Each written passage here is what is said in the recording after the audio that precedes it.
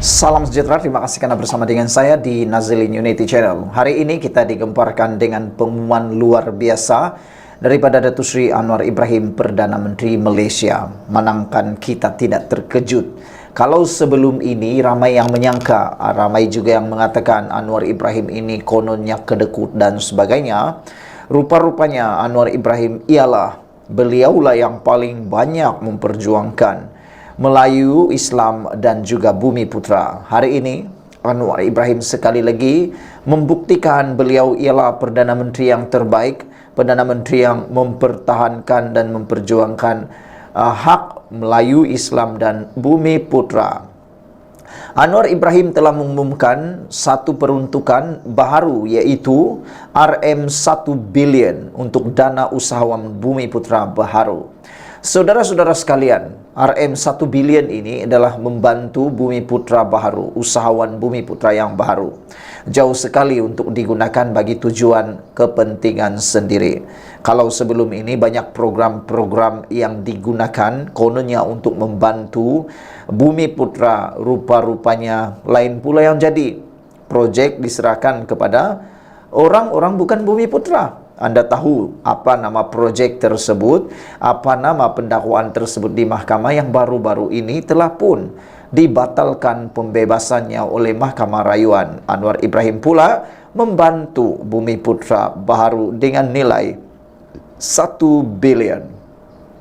Perdana Menteri berkata kegagalan melahirkan usahawan dalam kelompok Bumi Putra dan Melayu adalah kelemahan terbesar agenda pemerkasaan Bumi Putra sebelum ini. Perdana Menteri Anwar Ibrahim mengumumkan dana permulaan sebanyak 1 bilion ringgit bagi melahirkan generasi baharu usahawan Bumi Putra. Katanya kegagalan melahirkan usahawan dalam kelompok itu adalah kelemahan terbesar agenda pemerkasaan Bumi Putra sebelum ini. Kelemahan terbesar agenda Bumi Putra adalah generasi baharu usahawan Bumi Putra. Kita mesti mampu melahirkan usahawan Bumi Putra yang berjaya menembusi pasaran global, kata Anwar Ibrahim. Begitu juga usahawan muda yang ramai, sebaik mereka ada petanda keupayaan untuk maju, mesti beri segala dukungan seperti disaksikan dalam kelebihan teknologi digital baharu untuk berniaga. Seperti Khairul Amin, katanya dalam majlis penutup Kongres Ekonomi Bumi Putra di Pusat Konvensyen Antarabangsa Putrajaya. Beliau berkata dana itu akan diuruskan syarikat berkaitan kerajaan GLC dan syarikat berkaitan pelaburan kerajaan GLIC. Dana itu antara lebih RM2 bilion daripada keseluruhan peruntukan yang diumumkan Anwar dalam KEB 2024. Turut diumumkannya ialah 1 bilion ringgit untuk dana pembiayaan kredit mikro Bumi Putra melalui institusi seperti BSN, Tekun Nasional dan Agrobank untuk pelbagai segmen usahawan Bumi Putra, khasnya wanita belia dan pesara tentera. Selain itu, Anwar mengumumkan 50 ekar tanah kerajaan di Bandar Malaysia dikekalkan sebagai tanah rizab Melayu. Menteri Kewangan itu menyasarkan keluasan tanah rizab Melayu di bandar akan bertambah kepada 200 ekar dalam tempoh setahun. Beliau turut mengumumkan 200 pemain industri TVET akan melatih 100,000 pelatih daripada pelbagai kaum, namun majoritinya dalam kalangan Bumi Putra yang membolehkan mereka meraih gaji sekitar 3.500 sebulan. Dana RM100 juta turut disediakan bagi penubuhan dana wakaf Mara Madani yang di-Pertuan Agong Sultan Ibrahim menawarkan diri sebagai penaung. Dalam tempoh 2 tahun, Anwar mengharapkan dana itu mampu berkembang sehingga 1 bilion ringgit. Bagi pembangunan vendor tempatan, beliau mengumumkan tabung geran padanan RM100 juta untuk syarikat kecil. Syarikat kecil ini kadangkala rasa mereka terbiar dan tersisi daripada arus perdana dan tumpuan kongres seperti ini bila maksudkan vendor kita rangkul syarikat kecil. Katanya kerajaan juga bersetuju mewujudkan Pesuruhjaya atau Suruhanjaya Pekerja Gig bagi melindungi hak pekerja gig seramai 1.2 juta orang, khasnya dari segi keperluan perlindungan sosial, pertikaian kontrak serta kemajuan kerjaya. Sekian dulu untuk kali ini. Jangan lupa tinggalkan komen anda, tekan butang subscribe. Malaysia kita punya, kita jaga sama-sama cintai Malaysiaku. Bye-bye. Selamat malam. Beberapa hari selepas pembebasan Muhyiddin daripada pendakwaan atau pertuduhan rasuah membabitkan beberapa kes, akhirnya ini berlaku kepada Hamzah Zainuddin. Tak sangka Hamzah Zainuddin boleh tahan juga di dalam hal ini. Ada netizen kata itu adalah air mata yang mungkin lakonan. Ada juga netizen yang mengatakan mungkin itu air mata yang gembira. Saya pun tak tahulah mana satu yang benar. Ada juga yang kata itulah kesedihan sebenar Hamzah Zainuddin apabila melihat Muhyiddin Yassin sekali lagi bakal berdepan kes rasuahnya apabila ia dikembalikan semula ke mahkamah selepas baru beberapa bulan dilepaskan daripada pertuduhan tersebut. Itulah ada 3 kemungkinan yang netizen kata. Pertama, mereka kata mungkin Hamzah Zainuddin sebab menangis saat mengetahui Muhyiddin pembebasan Muhyiddin dibatalkan serta-merta oleh mahkamah. Perkara pertama kata netizen, mungkin itu adalah air mata drama daripada Hamzah Zainuddin, kata mereka. Yang kedua, mungkin itu adalah air mata sedih yang teramat sangat sebab daripada Hamzah Zainuddin.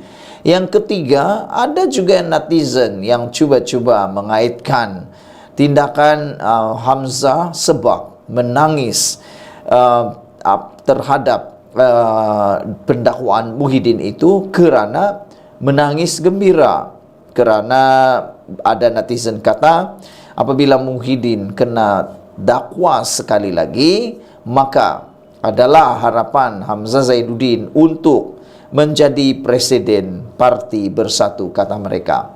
Saya pun tak tahu mana satu yang tepat, mana satu yang betul, hanya benak Hamzah Zainuddin yang tahu. Tapi mungkin anda mempunyai pendapat yang sendiri. Anda tulislah dalam ruangan komen mana satukah yang sebenarnya berlaku di benak dan hati Hamzah Zainuddin. Namun demikian dikabarkan Hamzah Zainuddin, Hamzah kata sebab bila Muhyiddin kena dakwa. Setiausaha Agung Parti Pribumi Bersatu Malaysia Bersatu Datuk Seri Hamzah Zainuddin sebab sewaktu menyampaikan ucapan pembukaan pada Perhimpunan Agung Khas Bersatu 2024 susulan banyak pertuduhan yang diterima Presiden parti itu Tan Sri Muhyiddin Yassin.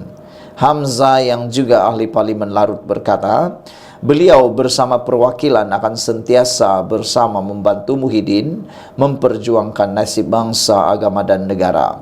Marilah kita semua dalam Dewan yang mulia ini mendoakan supaya Allah memberi pertolongan kepada Tan Sri Muhyiddin yang sedang berdepan dengan bermacam-macam masalah, kata beliau.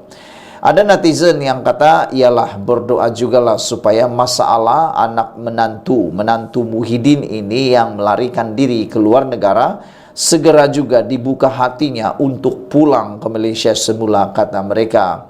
Ini apabila menantu Muhyiddin sah bakal didakwa di mahkamah. Tapi beliau masih belum muncul-muncul, belum pulang ke Malaysia. Itu sebabnya ada netizen yang turut berdoa, bukan saja masalah Muhyiddin dapat diselesaikan, tetapi masalah negara mengesan menantu Muhyiddin turut dapat diselesaikan. Mereka juga berdoa supaya Muhyiddin terbuka hati untuk memujuk menantunya pulang ke Malaysia. Kata Hamzah Zainuddin, inilah dia pemimpin yang kita mahukan. Cekal, tabah dan sabar menghadapi cabaran yang ada. Netizen kata, baguslah kalau Muhyiddin cekal, tabah dan sabar menghadapi cabaran yang ada. Tapi kata mereka, banding dengan Anwar Ibrahim, siapakah yang lebih cekal, tabah dan sabar?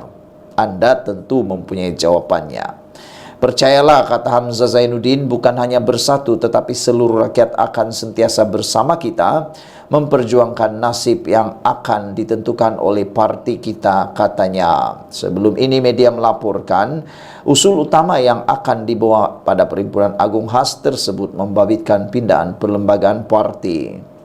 Ketua Penerangan Bersatu Datuk Razali Idris sebelum ini berkongsi surat makluman mengenai Perhimpunan Agung Khas parti itu dijadual pada 2 Mac Perhimpunan Agung tersebut dijangka meminta perlembagaan parti susulan tindakan 6 ahli parlimen parti itu menyokong Anwar Ibrahim. Mengulas lanjut, Hamzah memberitahu bahwa cadangan untuk mengadakan perhimpunan khas itu telah diputuskan dalam mesyuarat pemimpin.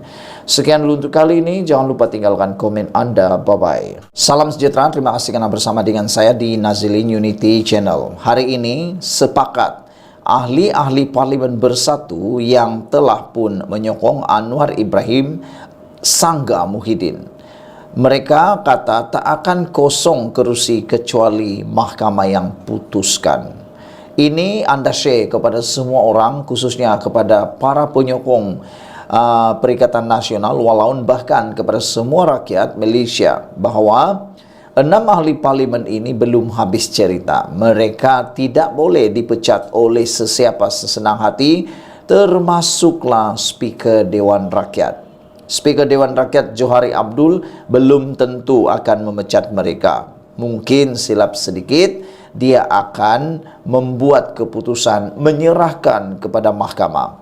Silap-silap hari bulan, dia tidak akan memecat. Kerana ingat, 6 ahli parlimen ini membuat keputusan ketika perlembagaan bersatu belum lagi digubal. Maknanya mereka tidak terikat dengan undang-undang tersebut. Jangan menghukum orang yang tidak terikat pada undang-undang sebelumnya. Itulah dia, saudara-saudara. Ahli parlimen ini menyangga Muhyiddin. Mereka kata tidak mungkin akan kosong kerusi kecuali mahkamah yang putuskan. 6 ahli parlimen bersatu bertegas untuk tidak mengosongkan mana-mana kerusi sehingga mahkamah memutuskan untuk berbuat demikian. Ahli parlimen Bukit Gantang Datuk Syed Abu Hussein berkata, tindakan bersatu meluluskan pindaan untuk melucutkan serta-merta keahlian wakil rakyatnya yang menyatakan sokongan kepada mana-mana pihak bertentangan dengan arahan atau pendirian parti adalah satu perkara yang sia-sia. Katanya, mengapa parti mahu membuat undang-undang berkenaan sedangkan ahli parlimen yang menyatakan sokongan kepada Perdana Menteri Datuk Seri Anwar Ibrahim itu dibuat demi masa depan kawasan dan pengundi mereka. Kalau ahli parlimen tidak berpuas hati dengan parti, maka mereka boleh menyokong mana-mana kerajaan demi masa depan dan kawasan masing-masing. Kalau Perikatan Nasional PN dan Bersatu tidak mahu berunding dengan kerajaan untuk mendapatkan kemudahan bantu rakyat serta memberi sokongan untuk stabilkan politik, bagi saya ia satu kerja yang sia-sia untuk bendung seseorang ahli parlimen sebagai seorang pemimpin. Di pihak saya dan rakan-rakan, perkara ini sudah pun berlaku. Kami tetap akan beri sokongan kepada Perdana Menteri dan yakin bahawa Perdana Menteri ada dasar jelas dan usaha nak bantu rakyat, khususnya mengenai kos sara hidup, supaya rakyat mendapat barang keperluan dengan harga yang murah. Bagi kami akan tetap bertegas dan tidak akan kosongkan mana-mana kerusi sehingga mahkamah memutuskan, katanya ketika dihubungi hari ini. Terdahulu Bersatu meluluskan perkara 10 perlembagaan parti itu selepas mendapat sokongan 1956 perwakilan Bersatu yang hadir pada Perhimpunan Agung Khas di Pusat Convention Aidil Selayang hari ini. Pindahan perlembagaan itu dibuat susulan tindakan 6 ahli parlimen Bersatu yang menyatakan sokongan kepada Anwar sebelum ini. Selain Syed Abu Hussein, ahli parlimen lain iaitu dari Jeli, Buah Musang, Kolak Angsar, Labuan dan Tanjung Karang. Dalam pada itu, Syed Abu Hussein meminta supaya ahli parlimen Bersatu yang mahu menyokong kerajaan Madani supaya tidak takut untuk berbuat demikian. Saya menyeru mana-mana ahli parlimen untuk tidak takut dengan pindaan berkenaan. Kalau ada niat nak sokong PM, teruskan. Kerana semua peraturan ini boleh dicabar di mahkamah dan belum tentu pindaan ini akan diluluskan oleh pendaftar pertubuhan ROS atau mahkamah, kata beliau lagi. Sekian dulu untuk kali ini. Jangan lupa tinggalkan komen Anda, tekan butang subscribe. Bye-bye. Salam sejahtera, terima kasih karena bersama dengan saya di Nazilin Unity Channel. Hari ini kita digemparkan dengan keputusan daripada Parti Bersatu berkaitan dengan 6 ahli parlimen Bersatu yang telah menyokong Anwar Ibrahim.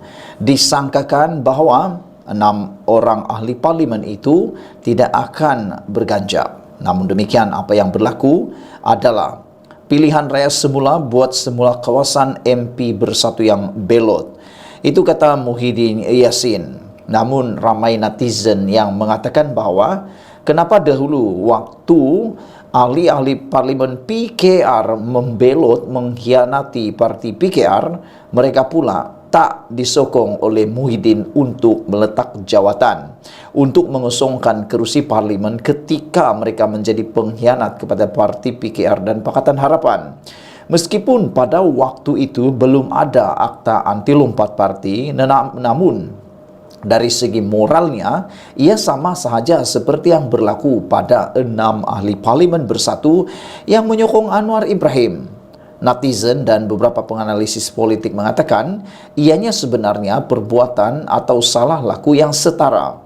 Namun pada waktu itu, Muhyiddin bersama dengan geng-geng di dalam langkah Sheraton begitu teruja untuk menyokong pengkhianatan yang dilakukan oleh geng-geng seperti Azmin Ali.